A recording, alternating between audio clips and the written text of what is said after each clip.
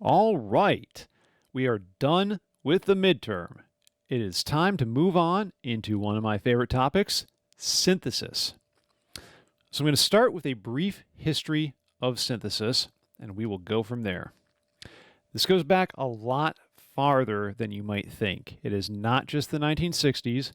In fact, there are some really interesting precursors going back to the 18th century, but nothing really survives other than a couple of schematics. The earliest one that we can find is the musical telegraph from 1876 by Elisha Gray, and there are still examples of this there that exist. It is a byproduct of telephone technology experiments that resulted in a self-vibrating electromagnetic circuit. This is the first oscillator, which is really cool. But the first thing that would be recognized as a synthesizer came in 1897, Thaddeus Cahill's Teleharmonium. It used gigantic tone wheels, which was later used by Hammond for his organ, and dynamos to produce sound, and then transmitted that sound over the telephone lines. So it was essentially the first dial-up music subscription service, the Spotify of the 1890s, if you will. But it was a massive flop because it required insane amounts of power, and it could be interrupted by someone making a phone call. Here's a picture of what the Teleharmonium Console looked like. You'll note that it has multiple keyboards similar to an organ. 1920 was the introduction of the Theremin by Leon Theremin, which uses two antennas to control heterodyning oscillators. The way that that works is that you have one oscillator that is a control and is going at a set rate, and then another one that is attached to the antenna that is used to create the difference in voltage with the control oscillator. You can use one antenna to regulate volume, which is the left hand, the horizontal antenna, and pitch, which is the right hand, the vertical antenna. You never actually touch the instrument to play it. You're just moving your hands in proximity to the two antennae. But, cool thing, you can get pure glissandi as a result of this.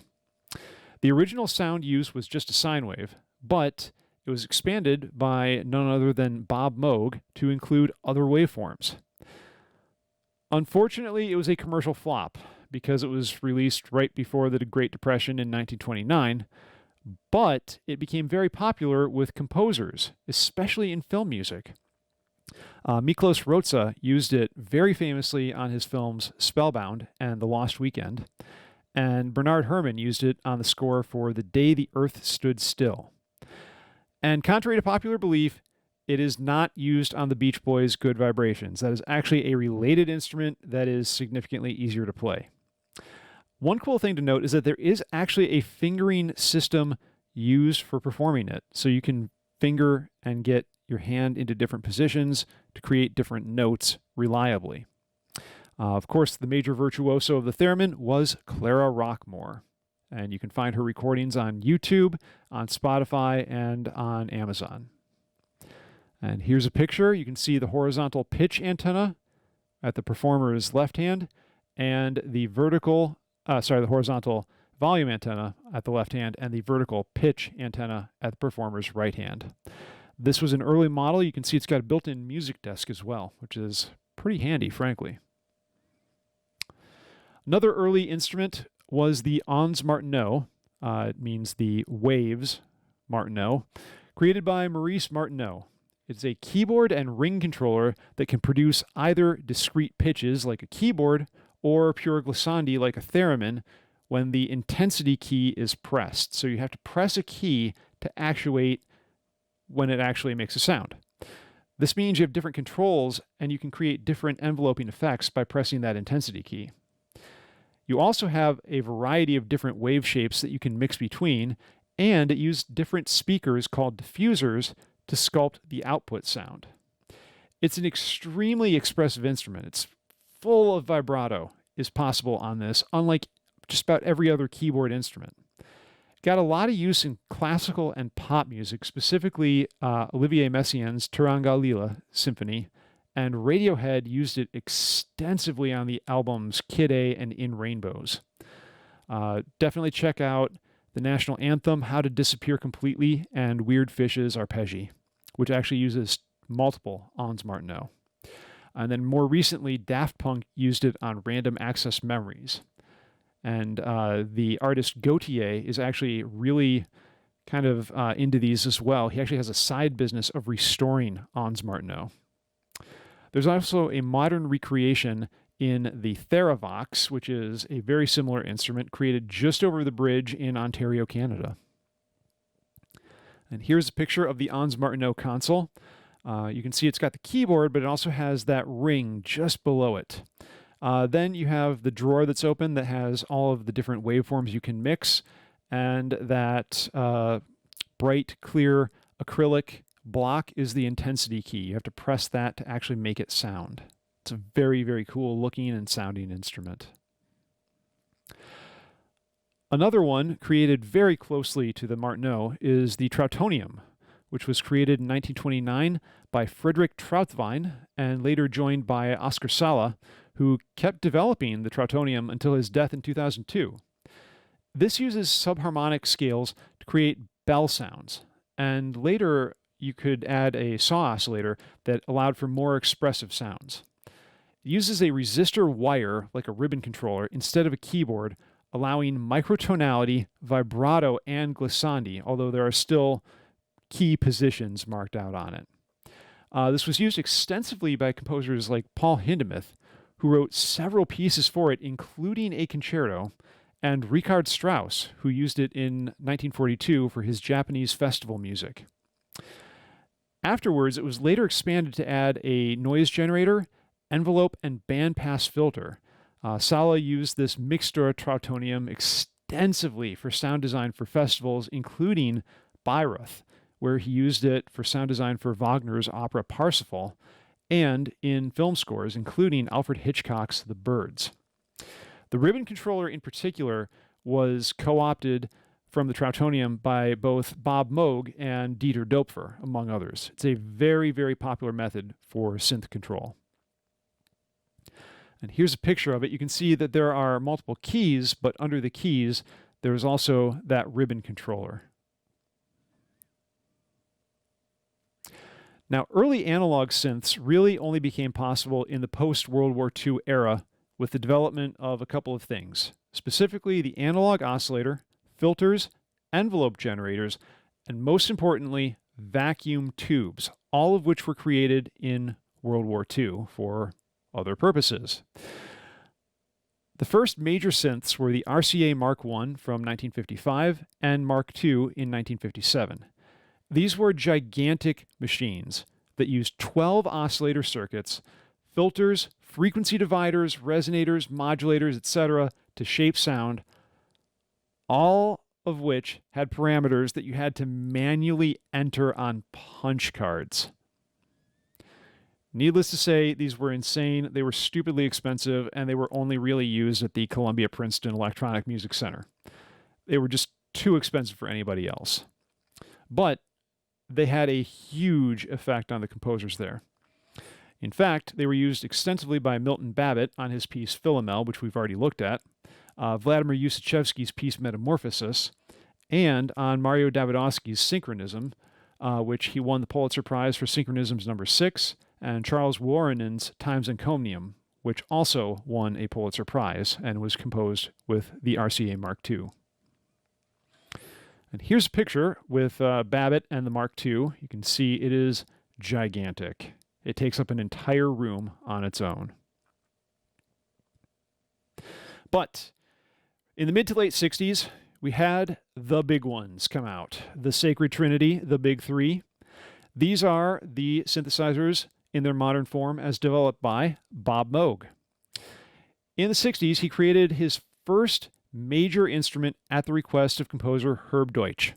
It was way, way smaller than the RCA Mark II and much more affordable, but still pretty big. It was made famous by Wendy Carlos on Switched on Bach and paved the way for the Mini Moog D, which is the most successful synthesizer of all time, used by people like Herbie Hancock, Sun Ra, Trent Reznor, Radiohead. I mean, just look it up. You will see a list, and pretty much everybody you know who uses synths probably has one. This codified the use of both the keyboard and the ADSR envelope generator and Moog's celebrated ladder filter. Another one that came out around the same time was Don Buchla's Buchla 100, which was commissioned for Morton Subotnick at the San Francisco Tape Music Center at Mills College. It is the very first instrument to include a sequencer, and very infamously came with LSD on the red panel, which was just a blank panel to cover up a hole that was dipped in acid by someone, no one will tell who, and became very famous with the students. The Buchla 100 was very famously used on Subotnick's groundbreaking album Silver Apples of the Moon, which is the very first piece of electronic music commissioned by a major record label, and it is the first time a sequencer was ever used on a recording. The other major one was Alan R. Perlman, who created the ARP company and released the celebrated ARP 2500, which was used primarily by Elaine Radig, and the 2600, which is used by Edgar Winter, Stevie Wonder, and is most famous for providing the voice of R2-D2 in all of the Star Wars films. Now, all of these are voltage-controlled modular synthesizers. You can see a copy of one of the early Moogs here. This is the original Buchla minus the red panel. And there's a very interesting story of the guy who restored it accidentally getting dosed with LSD after inhaling some of the dust that was behind said panel. You can find that online. And here is the ARP 2500. You can see this has one of the most astonishing modulation matrices that's available. Anything can be modulated by any other thing. This is like a sound designer's dream synth right here. So all of these operate on voltage control, which means that electricity is regulated by some sort of human interface controller. This could be a keyboard, it could be a ribbon controller, it could be a joystick controller, or it could be some of Don Buchla's crazier kinesthetic controllers like the Buchla Thunder. But electricity is analog, and so you have continuous control change resulting in super responsive playing because it is literally lightning fast response and is responding to any change in voltage. On top of that, oscillators can play literally any frequency and vibrato. Filters that are voltage controlled can sweep or be modulated by any other voltage source, and amplifiers are controlled by envelopes, which are themselves controlled and modulated by voltage. So all of this together comes together from these different modules to create the sound that you're hearing from the synth nearly instantaneously. Of course, starting in the mid to late 70s, analog synths kept expanding in terms of capabilities. They got bigger and bigger. They had more features, although interestingly enough, Moog had a lot of success by making them smaller and more portable.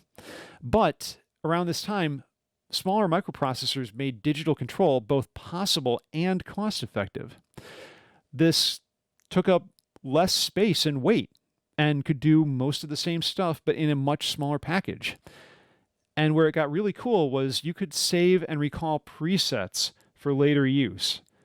With a truly analog system, you can write down presets by creating a sheet that has all the parameters and what their values are, but then you have to manually go and twist the dials and set the faders and all of that.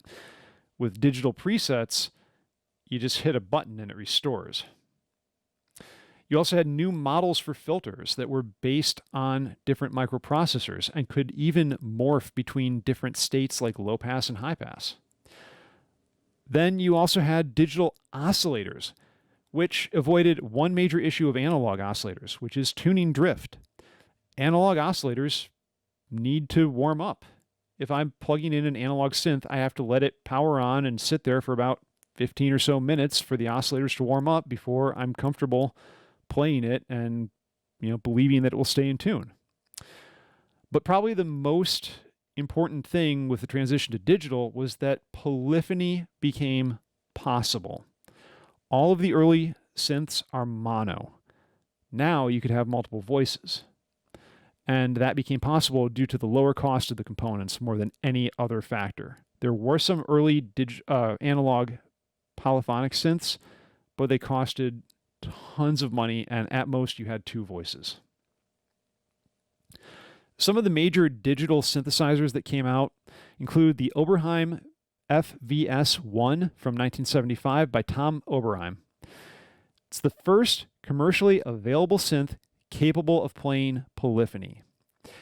Oberheim based this on the internals of a Mini Moog D and included his SEM, or synthesizer expansion module, to expand the number of voices at 1 voice per SEM module.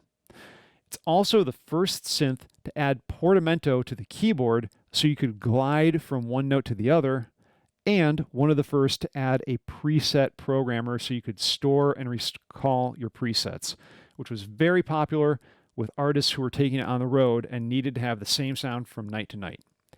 As such, it became very popular and was used by, among others, Chick Corea, Fleetwood Mac, Herbie Hancock, John Carpenter, who, in addition to being a director, also did a ton of film scores, Prince, Pink Floyd, Rush, Styx, and Tangerine Dream.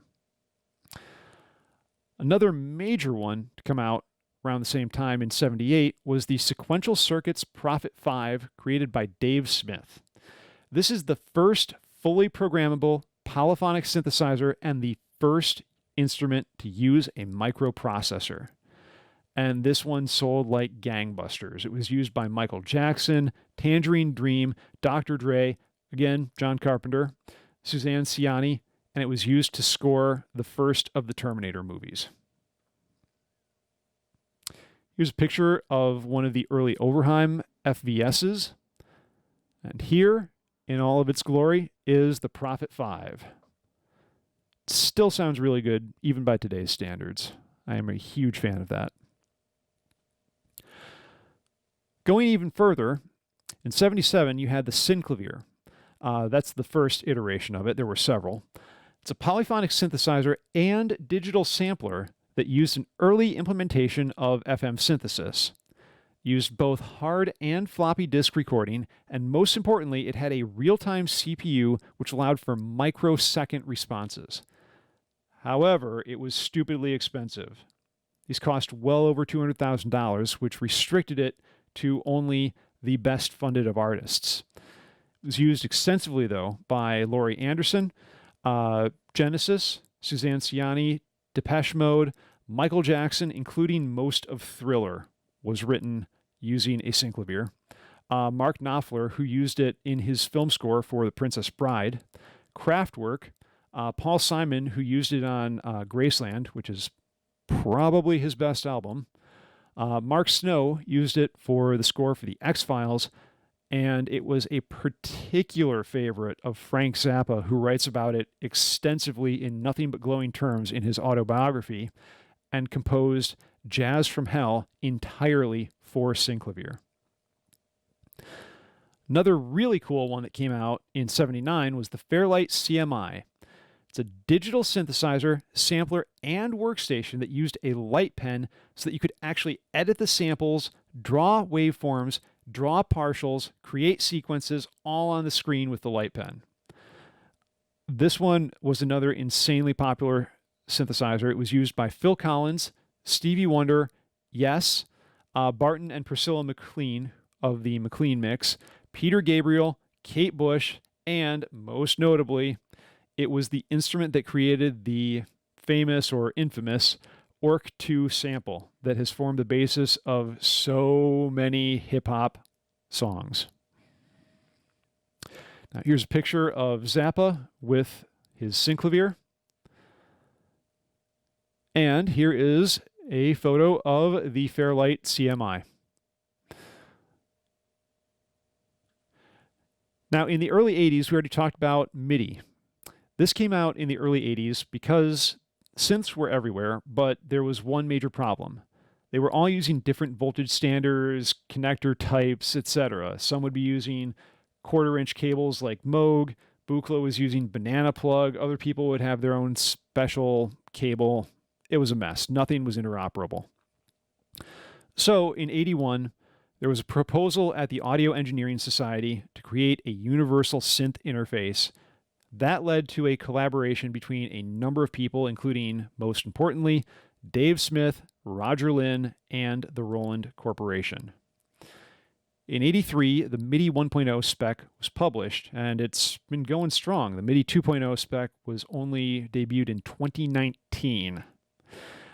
And also in 83, there was a demo at NAMM showing a sequential circuits prophet connecting via MIDI to a Roland Jupiter 6. People lost their minds at this. But if there is one thing that contributed to the popularity of MIDI, it was due to the fact that it was included in the Yamaha DX7. The DX7 was the first major FM synthesizer that people could afford, and when it came out, everybody had to have one. It is an absolute beast to program, and so everyone just used the presets for the most part, but it still is incredibly cool. It was massively popular, and people had to have it, and then they realized, oh, I can also connect this to other gear now? Well, that's cool. Throughout the 80s and 90s, computers got more powerful and began to sequence MIDI. This led to the development of synthesizer programs, or soft synths, that would work on your computer. First, Atari, in 1983, came out with the ability to sequence MIDI, including the very first iterations of the popular DAW Cubase. Those were initially created only as MIDI sequencers. Atari was quickly followed by Apple, and the rest is history. But in 88 and 89, you had Next Computers. After Steve Jobs was briefly fired from Apple, he formed Next. They created the Next Computers, and that was used by a lot of people, including Tim Berners-Lee to create the first web server, and at Earcom to create the Earcom Signal Processing Workstation, or ISPW. This was a serious signal processing hardware that you would integrate into your computer for the first time. It also had software that allowed a composer to program and modify multiple MIDI modules and mic inputs in real time. At the same time, Miller Puckett, who was over at Earcom, developed Max FTS, or Faster Than Sound, which was used for Philippe Monnery's piece Pluton for piano and live processing using MIDI-controlled modules. This then led directly to becoming Max MSP, the programming language you will be studying in interactive computer music. From there, computer power kept going up, thank you Moore's Law, while prices kept going down. Throughout the 90s, early soft synths and samplers started to come to Mac and PC, and most studios decided to take advantage of that because guess what? One computer does not take as much space as tons of racks of gear, and they sounded pretty good. So a lot of studios liquidated their gear. The upshot was that pawn shops suddenly were flooded with cheap synths and drum machines. And in the early 90s, a lot of early hip-hop artists took notice and started buying up synths and drum machines like crazy at pawn shops, especially the Roland TR-808, TB-303, and the Mini Moog D. But what really, really turned on the public at large to soft synths was a program called Rebirth, released in '99 by Propellerhead Software. This was the death knell of hardware synths because it perfectly was able to recreate all aspects of the 808 and the 303. It led directly to the release of Reason in November of 2000. At that point, everyone in the music industry took notice. For the first time, you could create a virtual synth rack on your computer, and it sounded really, really damn good. That really drove the shift even faster, and people dumped any and all analog gear and went completely to soft synths. So, soft synth formats. There are a number. Probably the most famous is VST, or Virtual Studio Technology. This was developed by Steinberg and commonly is used across Mac and PC. Competing format is AU, or audio units, developed by Apple and used exclusively on Mac. Specifically, it was developed for their own signal processing and has become an integral part of Logic and GarageBand. Another one is AAX. This is the Avid Audio Extension, developed by Avid and used as the default format for Pro Tools, replacing their previous RTAS format. And I cannot say how glad I am that RTAS is dead. Another one is Rewire, developed by Propellerhead. This is not really a plugin, but it's a protocol to communicate and transfer MIDI and audio between different programs, including Reason, Logic, Pro Tools, Ableton, Reaper, and many, many more. Although they are finally starting to depreciate it now in 2020. Couple of major issues, though. Big one is latency. Soft synths require computer resources in order to run. You need to have CPU cycles used. You need to store things in RAM, and you need to have an I/O buffer of how many samples are being processed at any given time. The more things you run, the more bogged down everything gets. Usually the output buffer is the issue. This can become a massive problem, but software doesn't render every individual sample. Instead, it sends a group of these to the digital to analog converters at set intervals. If you set the buffer too high, you'll hear more of a delay between when you hit a key and you get sound. But if you set it too low, the CPU is running harder and not offloading stuff to your interface. Some of this can be mitigated by freezing and flattening tracks, especially if there's a lot of soft synths. Render those out as audio files and that will help. Now, the last thing to talk about is polyphony and multi-timbral capabilities. As I said before, all early analog synths were mono. Well, so were early soft synths. But as part of the MIDI spec, polyphony is common. The MIDI spec is 32 simultaneous channels with simultaneous timbres going up to 16 parts. So if that was common and in the spec in the early 80s, why did it take so long?